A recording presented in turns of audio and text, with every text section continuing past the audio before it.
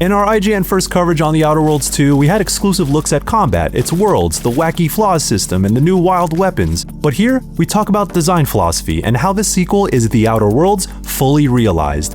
And I did that with one of the pioneers of the genre, original Fallout developer and creative director Leonard Boyarsky, along with game director Brandon Adler. We go into things like story, factions, choice, and consequences evolving from the first game, but also how Obsidian looked back to Fallout New Vegas as a touchstone for The Outer Worlds 2.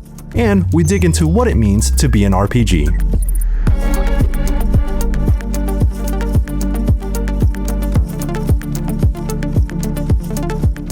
The first game, was really about setting up the universe. We really wanted to dig into the whole corporate, control of colonies, but that's not all there is to the universe. But we knew we wanted to start small because it was going to be a smaller game. To work up to a game like this, which is a much bigger game, we have different factions. We wanted to explore different elements of like society and the lore between the different colonies and the way societies are run differently, different colonies. This game takes place in a different colony than the first one. So for The Outer Worlds 2, we wanted to expand what we did on The Outer Worlds 1. When we started The Outer Worlds 1, we knew we had a limited time, limited budget, so we kind of went back to our roots and said, okay, we're going to establish a universe here. We're going to really explore the corporate side of this universe. Corporations are really big, powerful force all across the galaxy in The Outer Worlds, but other colonies are set up differently than Halcyon was in the first one.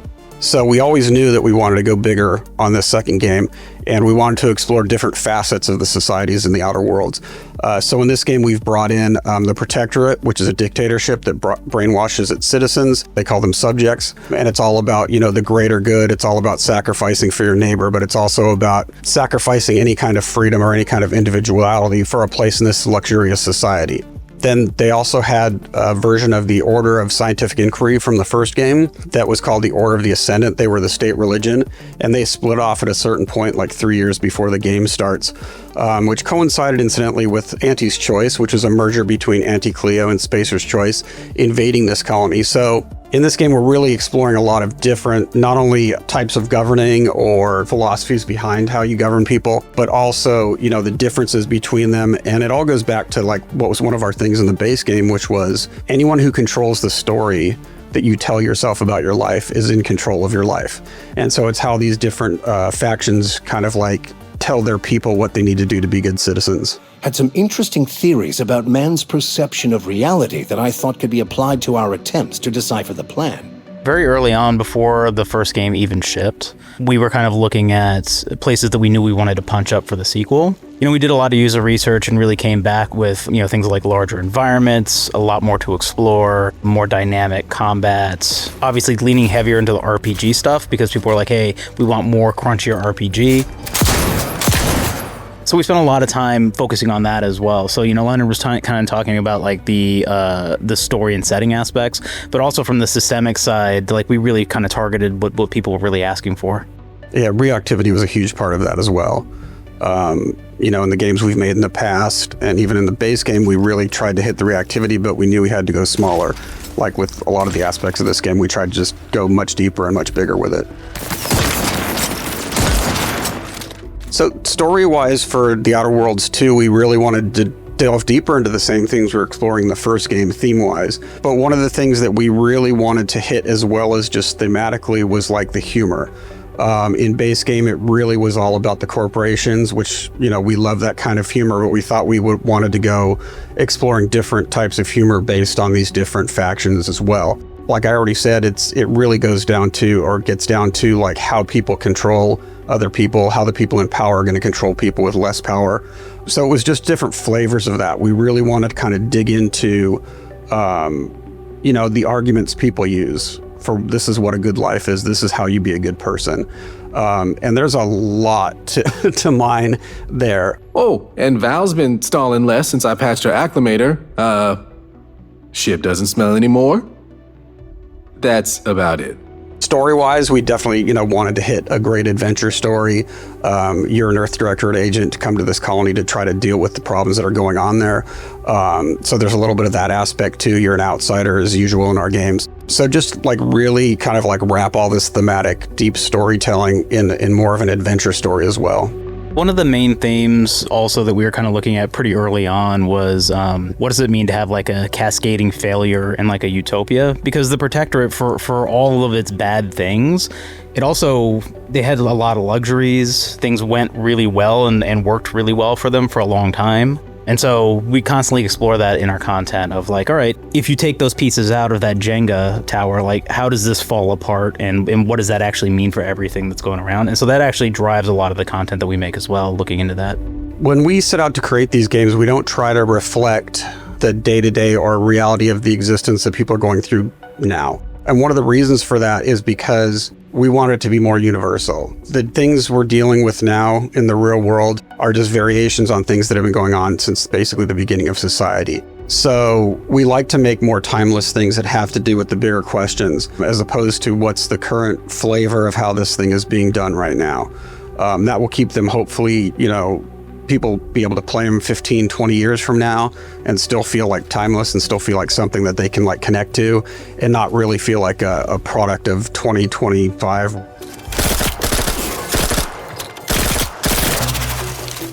As far as the Fallout New Vegas' influence on this game, I think it comes from the common history that we all share, or most of the people share who started this company, and Brandon and people like Matt who have worked here for a long time. We started the Fallout series way back in Interplay back in 1997, and this is just kind of like an extension of that. And I think New Vegas was a great, entry in that series, and they really kind of hit a lot of the stuff we always like to hit in terms of the depth, in terms of the reactivity, in terms of the moral choices and the gray area and that kind of thing. And so we were always thinking like that's definitely a touchstone for us because they did such a good job with it. I had previously done only one first-person game, which was Vampire Bloodlines, and we kind of explored some of that stuff there too, but that's a very different world than the Fallout world. And when we started the base game, we really wanted to explore a lot of the same stuff that we did in the Fallouts. One of the reasons that we decided some of the stuff early on in this game that we did, or in this series that we did, is because we didn't know what we were doing when we first made Fallout, and we're just like, oh, this would be really cool. And then in Fallout 2, we're like, okay, let's bring society ahead 80 years. And it's like all of a sudden, it's like, okay, we're right up against the edge of it still being a Fallout world because it's going to move out of being post-apocalyptic. And so then when we started this game and started looking at the lore and the background we wanted to do here, we wanted to set up something where it's like, I can go to a whole bunch of different places and have a whole bunch of different situations and not be locked into that. And I feel like New Vegas did a really good job of kind of like finding different flavors or different things you could say about what was going on in the post-apocalyptic wasteland. So that was just something where it's just like, let's give ourselves a much bigger playground this time. Again, early on when we were kind of talking about this stuff and really looking at New Vegas as one of the touchstones that we were kind of building off of, we looked at things like having more omnipresent factions that were larger. It was something that we didn't really do in the Outer Worlds 1 for various reasons. And so we're like, yeah, we really want to explore that, and what would that be, right? That, again, harkens back to NCR and Caesar's Legion fighting over some core main thing. And so we have a lot of that same kind of thing. Obviously, a lot of our systems lean very heavily into character build, not only skills, but the perks you have and your background and the traits you take and the equipment you have. New Vegas did the exact same thing. Even something simple as like the pacing of the different points of interest around the world and how often you run into things took a lot of inspiration from Fallout New Vegas. When we were looking at companions that we loved, we looked at folks like Boone. We were like, man, we love that character. We love that character. It's very iconic for these good reasons. Like, let's make sure our characters hit that same stride. And so I'd say that we took a lot from that and then put our spin on it for the Outer Worlds. We really wanted to dig a lot deeper into the RPG elements for the Outer Worlds 2 than we did on the Outer Worlds 1. And a lot of that just really had to do with our time and our resources on the first game. Our challenge there was like, how are we going to make a game with the constraints we have and really kind of get that RPG feel without ending up with a game that's unfinished or unpolished? So that was definitely a driving force then. And we were working with a brand new team. There's all these kind of constraints that we had to work within. And so we took that as a challenge to that game. And we, even from the very beginning, we knew it was going to be shorter than most of our games. We knew it was going to be a little bit lighter on some of that stuff. But, we really, really wanted a solid start to the series. So we really, focused in on that stuff to make sure we could land it. This time around, we really wanted to dig in the stuff we really enjoy, which is getting way deep with the reactivity. all the games I've worked on or I've tried, in the past that I've worked on, that's like a key thing for them. It's like the fact that the player is choosing what their game is. Even more than, the story we want to tell. It's like the game you're going to play or the story you're going to tell as a player of that game. We want you to be able to approach the game any way you want and make choices that are going to feel reactive to you and feel like you're making a change in this world. And that's a really core component of Obsidian games. We had to go a little bit lighter on that, but hopefully there was still some of that in the base game. But this game, we really wanted to kind of go back to our roots and really do it right. Choice and Consequences in Outer Worlds 2 has evolved in some interesting ways because we knew one of the big problems we've had in the past in RPGs, and this is going back a long time, is the better we are at the game reacting to your choices, sometimes the more it seems like that's what was supposed to happen. Because unless I've played it 2 or 3 times, I'm not quite sure that it could have gone any other way. It just seems like, oh, this is kind of like the plot line. We always tried to do things like have people reference things that you have done and things like that. But there was a lot of times where you couldn't do that, or it's just, these conversations get very complex. So we've always kind of struggled with that a little bit. And one of the ways we've dealt with that in the Outer Worlds 2 that I think has been very successful is we show you choices you can't make yet, that maybe you want to leave the conversation and go do a little bit more research, exploration, talk to different people, get more information than you currently have. We could also hover over lines you've missed and you kind of see the category of the things, oh, is this a quest I haven't done yet that would affect this conversation? Or if I am getting certain choices, you can hover over them and see why you're getting those choices to a large degree. I mean, besides your skills, besides your backgrounds, besides all that kind of stuff, the traits, there's a lot of stuff based on your choices, and we really wanted to kind of reinforce why you were getting those options when you were getting those options. Because it's a psychological thing too, that it really helps feel like you're driving the game even more, at least in my opinion. That's how I found it. There's a lot of contention between letting the player know all this information and actually developing an organic story. That's one of the biggest challenges we have when we're writing this game is this has to sound like a conversation. Even though you are running down a laundry list of things, you got to make it feel like it's reactive. And that becomes very, very tricky when you're 15 different paths are going to converge on this one node. But make it sound conversational. Don't, make it sound like it's going to work in all these different things. And then on top of that, we have VO that we're doing. So we have to kind of track all that stuff very carefully. It's a complex and not easy problem to solve. I feel like we've done a good job this time. We'll have to wait and see what people think. I've seen few firsthand, but that isn't because they've gone. Rather, I believe they have become visibility deficient.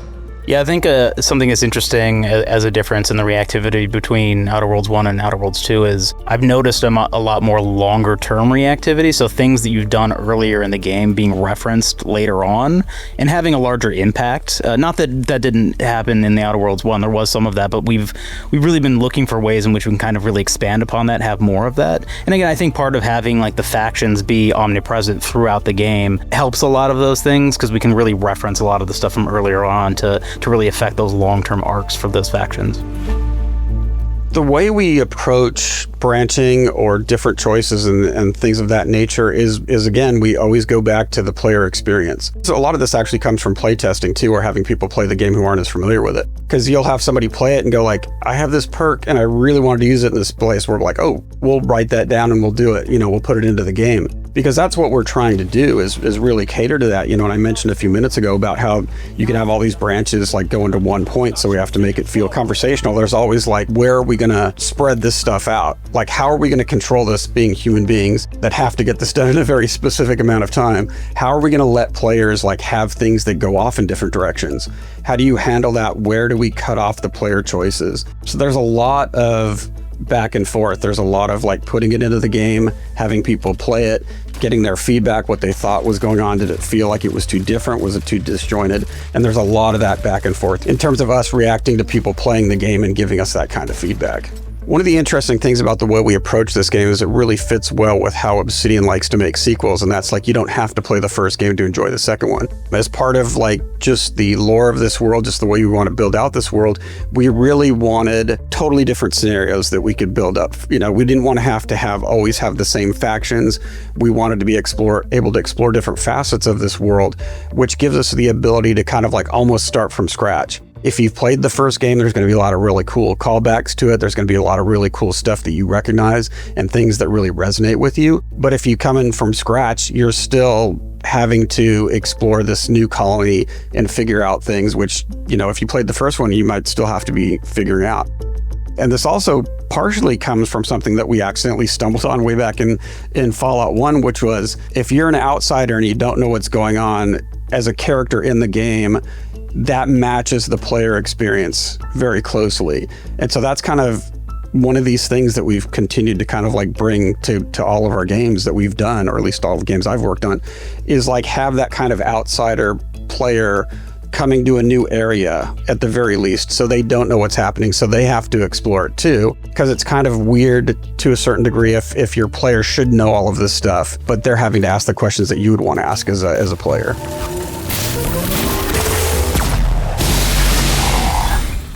One of the things that I think RPGs are doing really well right now, and even getting better at, is they're just becoming much more cinematic. And I think that's cool. I think that really helps tell the story. It makes it like a lot more impactful.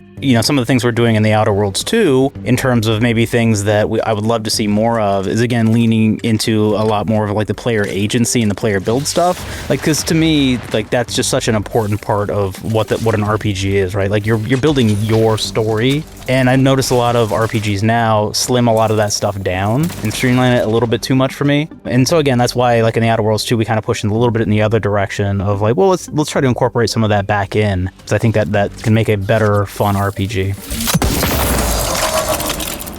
I would have to totally agree. The stuff we've always done, going all the way back to Interplay in RPGs, has really always been focused around the player experience, and the player's story is just as important, if not more so, than the story that I want to tell as a designer. And letting players connect on that way seems like one of our top priorities. In a lot of other games, they could be great games. It seems more based around the story they want to tell, or the story of the different factions or people you're interacting with. Obviously, that's part of ours as well, but we put a lot of time and effort into the player responses you get to pick. I mean, there's a lot of revision and editing on those as well, because we don't want it to feel like, oh, here's just a list of questions I have to ask. They shouldn't feel like they're generic questions that you could find anywhere. It should feel like, oh, this NPC just said this line. If I want to ask them a question about this general thing, at least in my book, it still needs to feel like, oh, I'm responding to what that person just said, or I'm changing the subject, as opposed to, let me ask you this, let me ask you this, let me ask you this. And to me, that really gives our games a very specific personality that you don't see in a lot of other games. And that's not necessarily a failing of what other people are doing. It's just kind of like what we're really into and what is valuable to us as a gaming experience. And it's also just something that we've always liked to do. Don't worry. I'll just be here in my deepening puddle of blood. Leonard and Brandon are a few of the key people in making The Outer Worlds 2, so I hope you check out all our other interviews where we dive deep into all of the game's new features with folks across Obsidian. And be on the lookout for my own preview and impressions on everything I saw from The Outer Worlds 2 so far. It's one of the biggest upcoming games, so for more, stick with IGN.